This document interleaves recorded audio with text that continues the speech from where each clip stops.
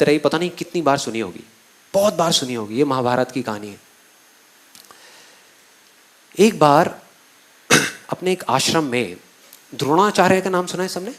द्रोणाचार्य, उन्होंने 5 पांडवों को बुलाया किसी चीज के लिए, और जहां वो लोग खड़े थे, जहां पर वो गुरु द्रोणाचार्य खड़े थे और साथ में वो 5 पांडव खड़े थे, उसके सामने एक नदी थी, उसके सामने एक पेड़ के ऊपर एक बर्ड को रख दिया, एक लकड़ी की बर्ड को, लकड़ी के पक्षी को रख दिया, और उन 5 को बोला कि जा करके इस पे निशाना लगाना है, निशाना लगाना है इसकी आंख पे, इसकी आंख पे निशाना लगाना है।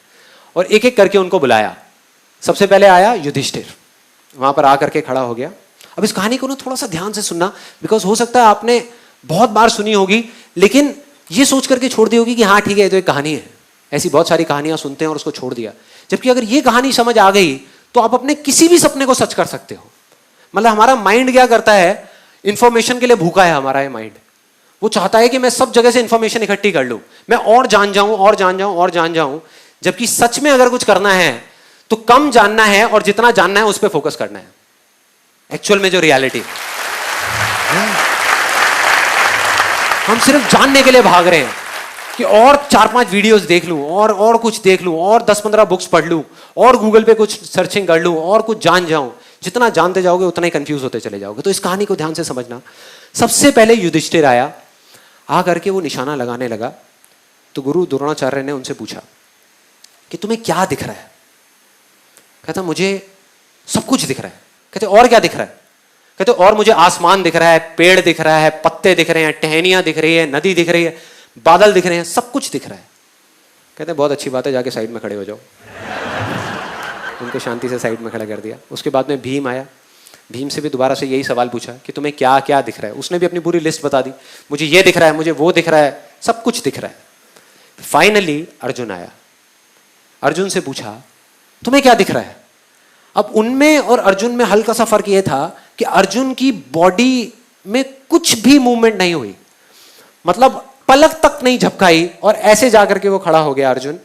और उससे पूछा गुरु द्रोणाचार्य ने कि तुम्हें क्या दिख रहा है?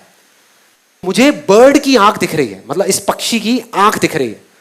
गुरु ने थोड़ा सा उसको हिलाने की कोशिश करी, बोले ध्यान से देखो कुछ और भी दिख रहा होगा, और भी बहुत सारी चीजें वहां पे। नहीं गुरुजी, मुझे सिर्फ उस पक्षी की आंख दिख रही है और कुछ भी नहीं दिख रहा। कहते चलाओ बाण। उसने बाण चलाया और सीधा जा करके उस पक्षी की आंख में। ऐसा क्यों हुआ?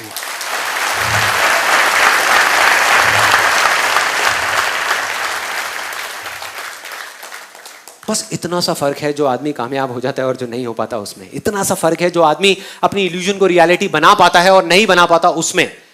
फोकस का, फोकस का मतलब कि हमको सिर्फ इल्यूजन बनाने से कुछ नहीं होने वाला, उस पर फोकस करना पड़ेगा। मैंने सेशन के शुरू में क्या कहा था, सिर्फ चश्मा पहनने से रियलिटी नहीं बदलेगी। अगर अभी आपने चश्मा लगा लिया, आप ये नहीं कहोगे दुनिया नीली है, नहीं, आप कहोगे मुझे नीली दिख रही है। लेकिन अगर उस पर आप फोकस करोगे 1 साल तक, 2 साल तक या कुछ महीनों तक, और जब आप भूल जाओगे कि मैंने चश्मा पहना हुआ